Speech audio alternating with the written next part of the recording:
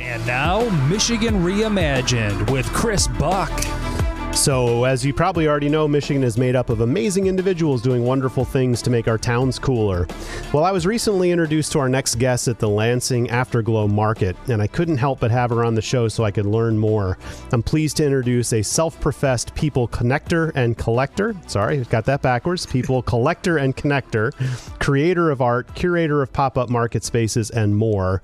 Entrepreneur Najeema Iman. Welcome, Najeema. Hey, thanks for having me. I'm so excited to be here. Well, I love occasionally having guests that I don't know that well, so I can learn as well as the audience, but you're larger than life, you know, personality plus. Like I said, I met you on the fly. Someone introduced us, and I'm just like, I have to know more about her and share her story. So thanks for joining me here today. Thanks for having me. You're part of the collection. You just don't know it yet. All right.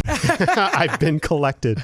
All right. I've definitely been connected. Now I just got to be collected. All right. Yes. So a little bit about you. So are you a native Michigander, or is Lansing your space? Tell me about your background. So here's my spill. I am a Queens-born, Detroit-bred, Lansing living creative. So I've been in the Lansing area for about almost 11 years now. I looked up and I was like, oh my goodness, I've been here way longer than I thought. I pretty much, being born in New York and raised in Detroit, kind of informs my interaction with the world. My parents met at design school at FIT in New York in the 80s and bonded over Motown. So that kind of really informs who I am. I fought it a lot. You know, I am loud and I'm proud, but, you know, part of me wanted to dull that part of myself down for a long time. But now it's like, hey, that's what makes me sparkle. That's what makes me shine. Heck, my name means in multiple languages, bright star and shining one. So just take that stuff and run with it. Right on. So your parents are smart and really good at naming accurately. So that's great. So you talked about trying to almost suppress your normal self, and now you've kind of exploded into who you are meant to be. Was there something specific that turned that corner for you? I can't imagine. Did you have a day job? I do still have a day job. A lot of people don't realize that. I work for the education system, so shout out to Waverly Community Schools. Good for you. I've been working for Waverly for 3 years now. I've always enjoyed education. I've always enjoyed working with people. Really, as far as dulling myself down, I was married for like a long time. I got married 2 days before I was 21. And I actually did another podcast that's called This is 29. So when I turned 29, on the cusp of 30, that was life-changing. Like life-changing, meaning I was going through a divorce, about to turn 30, like my whole life shattered. And so much of my life was consumed by my family and my marriage that I had dulled myself down in order to make my marriage and family happy. And I mean, it's good. I love family and all, but I think in order to be a healthy person and a whole person, you really have to shine in whatever category you're in, whether it's artistically, whether it's with education, whether it's relationally. And so I'm a lot to handle. And so, you know, I dulled that part of myself down, but now living in my truth is I'm just going to be who I am, period. Like whether it's going to a business meeting, whether it's being at a podcast studio like I am today, whether it's in the grocery store, just unapologetically being myself. Because when we aren't our true self, we lose ourselves and it makes us depressed and angry and anxious. And I think that if a lot more people just choose to love themselves enough to do themselves, to be themselves, I feel like we'll have a happier world. A more peaceful, joyful world. Do what the heck brings joy to your life every day. All right. Every single day. So everyone rewind that about 18 seconds and hear that over and over again. Do I couldn't agree what more. brings joy. Like, seriously. That's a model that I live by, is do what brings joy. And even create things that you love and sell the leftovers.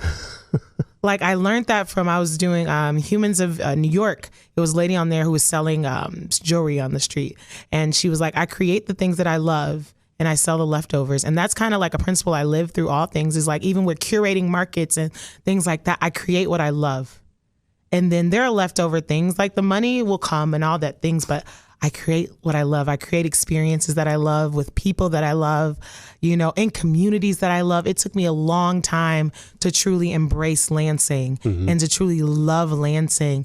And now that I've chosen to not fight the urge to go back home, but to bring part of my home of Detroit here, that's that thriving point. That's that truly living, because often we are just being productive. We're not living. So we have to choose every day to not just be productive and do this and that. We have to choose to live. So I have literally chosen to live and to do what brings joy in my life. That's fantastic. So as I mentioned in the intro, I met you at the Afterglow Market, which I think is your brainchild. So talk a little bit about the Afterglow Market. How did it start? What is it for those who don't know? The Afterglow Market is a space where small businesses and entrepreneurs can connect directly to their customers, as well as having live music, good food, good fun, good people, and it's right off the river. One of Rivertown Adventures is one of our event partners, as well as Downtown Lansing Incorporated. And so you have glow kayaking, which is coming up, and it's really a good time for artists, because I noticed that in the greater Lansing community, there's not always a space for diverse artists. And by diverse, I mean to be inclusive of the BIPOC community, which is Black, Indigenous, people of color, as well as the LGBTQIA+. So there's not necessarily a night market that has done that.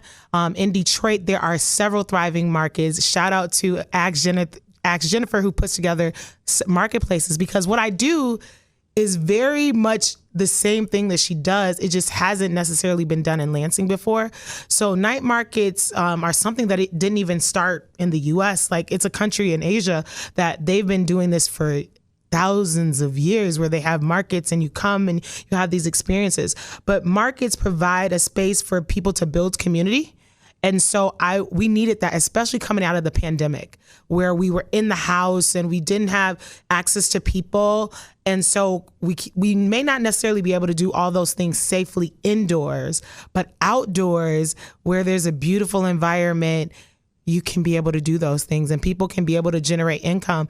I'm a graduate of the LEAP One and All program. And one thing that I noticed with that is that we get our finances, and this is something I told them too, but then we don't have anywhere to connect to our customers. So like at least 5 or 6 of my vendors are LEAP One and All graduates who need a place to sell and connect to their customers. And so, that's where I fit. I'm a little bit of a bridge between, working with Downtown Lansing Incorporated, having been a LEAP One and All graduate, as well as being an entrepreneur, because prior to doing the Afterglow Market, I have a business called Curlitude, which is jewelry and accessories and things of that nature. So I have years of experience being a vendor and knowing, how you have to navigate and positioning yourself. And it's so important for small businesses to have these platforms. And sometimes it's a little bit tricky to get into the larger art fairs and the larger markets and things like that. So sometimes you just need a small market, small beginnings. That's where I come in. I'm like, let's have the small beginnings, and then you can shout me out later. Okay, so you've seen this type of market modeled before in other communities. So you had a little bit of a template to, build this off of. Yes. So you have this idea, there's a pent-up demand. You probably know a decent amount of these artists just anecdotally and through the community. How did you begin the prospect of making this real? I mean, there's a space, right? So you got to talk probably to the city, and you got to ask permission or get permits or all that kind of stuff. So I started really, I'll say, my market started, I have to give credit to my friend Cecil, who introduced us. Cecil, yeah, absolutely. Who owns Land Art Bus, Lansing Art Business. And we collaborated on a project called The Block Market on 10/10/20 starting last year. Okay. And so it was a daytime market. We literally were right on the bridge around the corner from the Capitol, and we connected with 10 entrepreneurs there.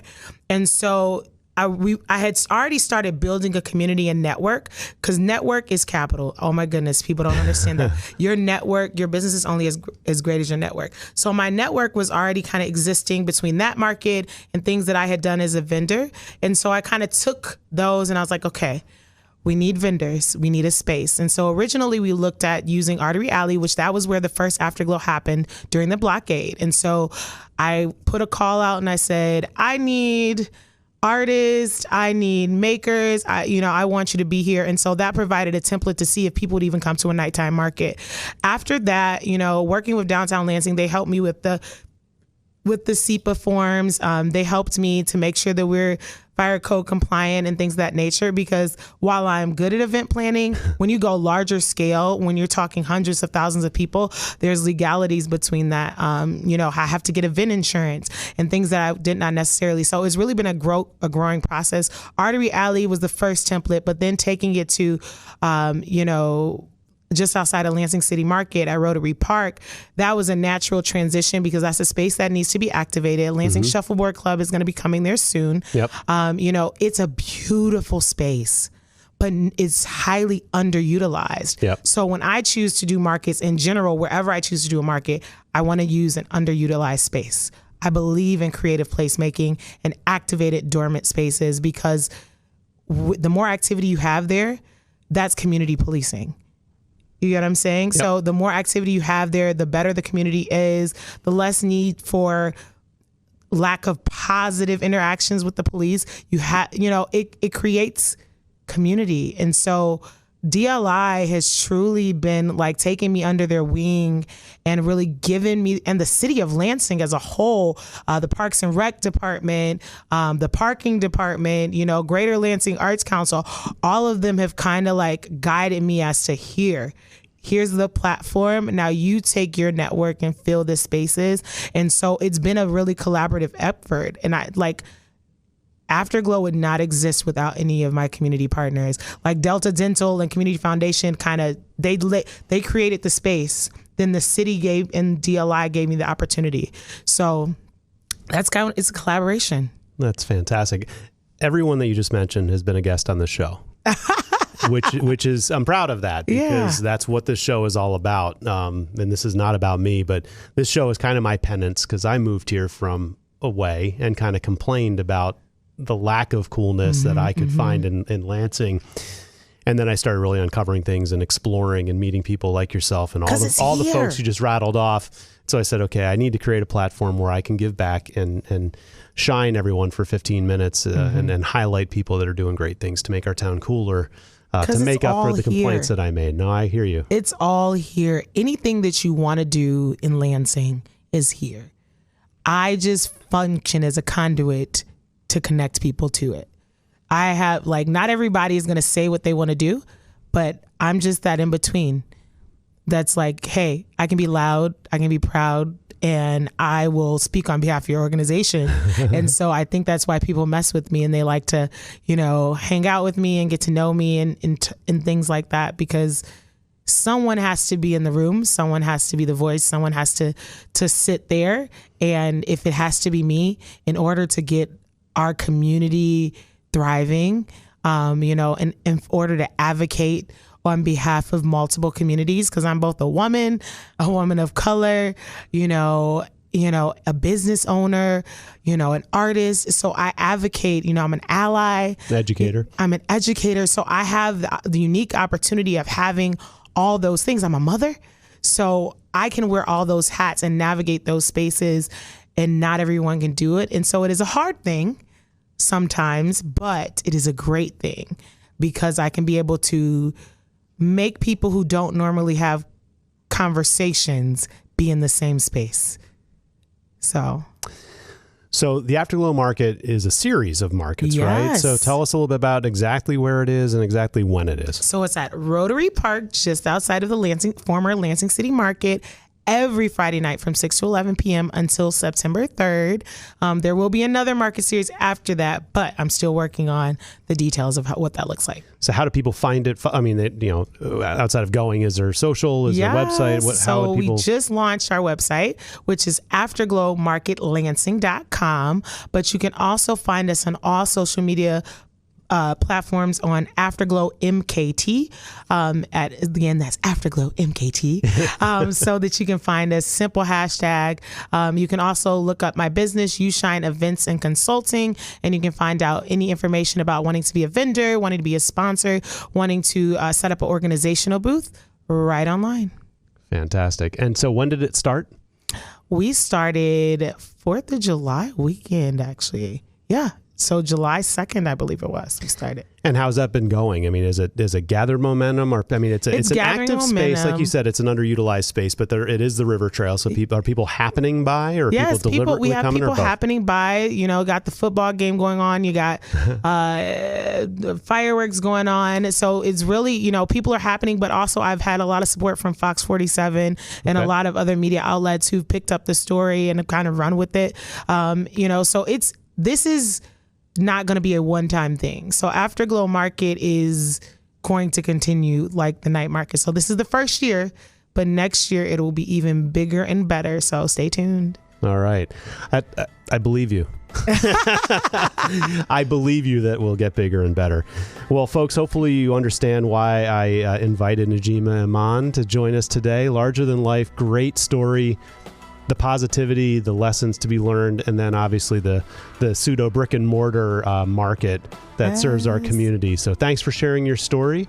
Yes. Do what brings joy, guys. Excellent. Thanks for joining me today.